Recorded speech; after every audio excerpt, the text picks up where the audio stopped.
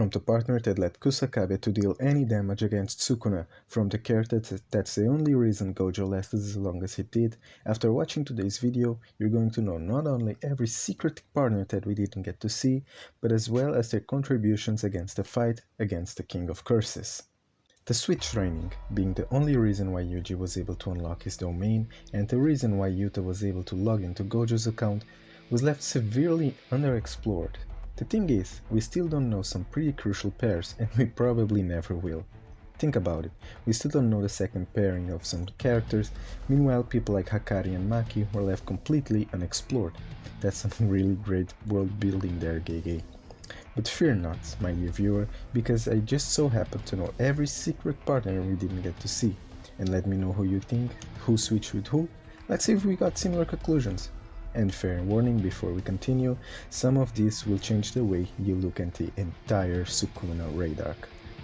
Now, you might be wondering, how do I, random YouTuber, know about these secret partners? Well, it's simple. Looking at the context of the training and by analyzing the available candidates, I came up with the 3 following rules. 1. The switch training needs to give at least some of the partners something they already doesn't have. This one is pretty simple. The purpose of the switch training is to bring everyone up to speed and let some of the weaker fighters to quickly master things like simple domain and RCT. 2. The partners must make sense in the context of the narrative. Alongside the other rule, the partners must have some type of compatibility, and this limits our options quite a bit.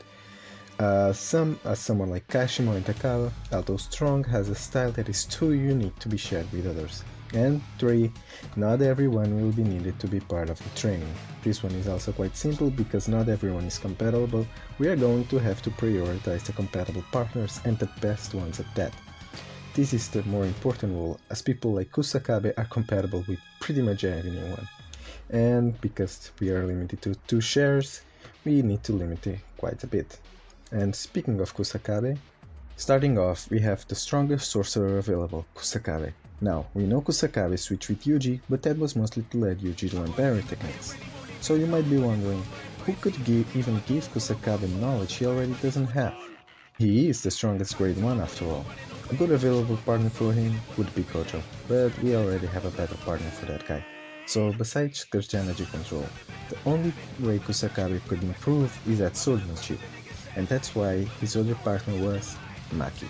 I think Maki will be the only available person that would increase Kusakabe's experience in swordsmanship, as she is probably a better swordsman than him. But this switch probably won't teach Maki anything new, unfortunately.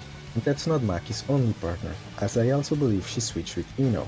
This is because Ino was starting to use Nanami's blade, and since Kusakabe's two switches were already taken, Maki would be the better teacher for him, and that takes up Maki. You know, Ino switching with Maki is kind of ironic when you think about it.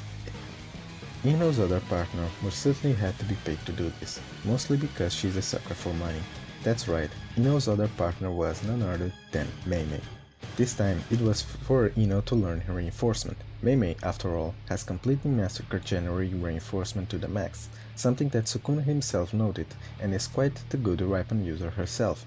In sum, Ino learned both reinforcement and a bit of weapon mastery alongside it, and probably gave Ui some very weird feelings.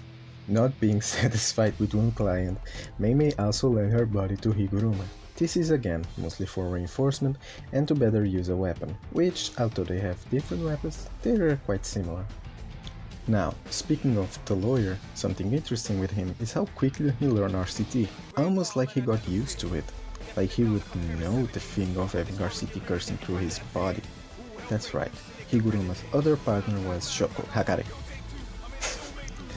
Having the best RCT in the series, I think would really prime him to use RCT on by himself, explaining how quickly he could do it when Sukuna told him to. But learning RCT wasn't the primary reason. No sir. The primary reason would be to better use his domain. In other words, to have a faster domain casting. Remember, Hakari has a similar domain to Higuruma, as both are rule-oriented. I believe the only two confirmed in the series. But what's most important here is that Hakari has the third fastest domain cast, just behind Gojo and Sukuna. And this is why Higuruma's plan, who involved trapping Sukuna in his domain, would be quite useful to have a faster domain casting. And our next available partner is Hakari, and his last because his last partner is quite surprising, but also makes so much sense when you think about it. But before we do that, I wanted to share some more interesting picks. So here is where I talk some miscellaneous picks, basically things that I know aren't confirmed. I'm going a little off script here.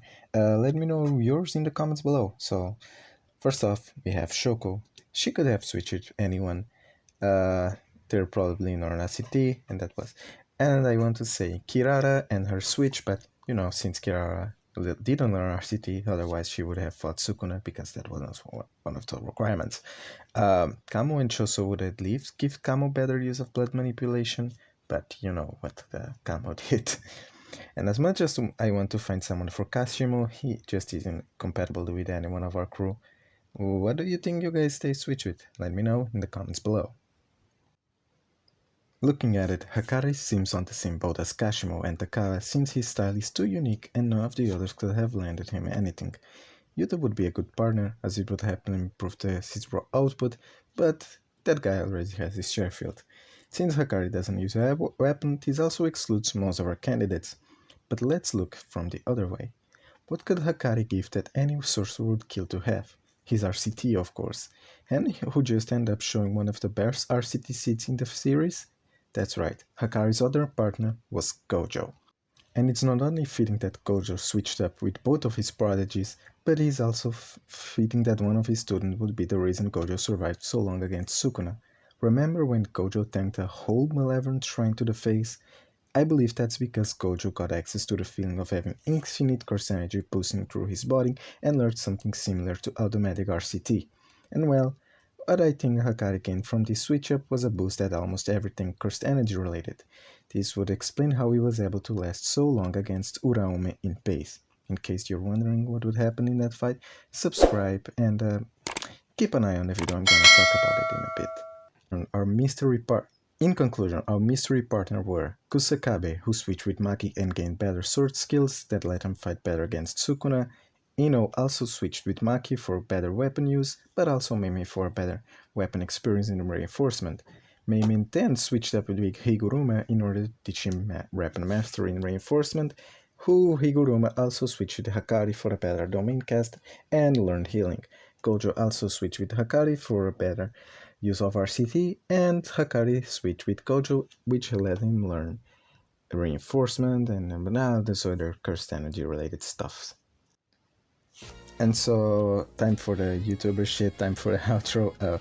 Thank you so much for watching up to this point.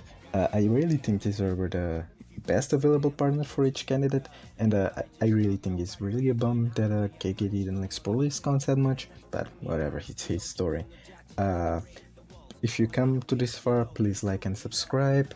The channel is really growing.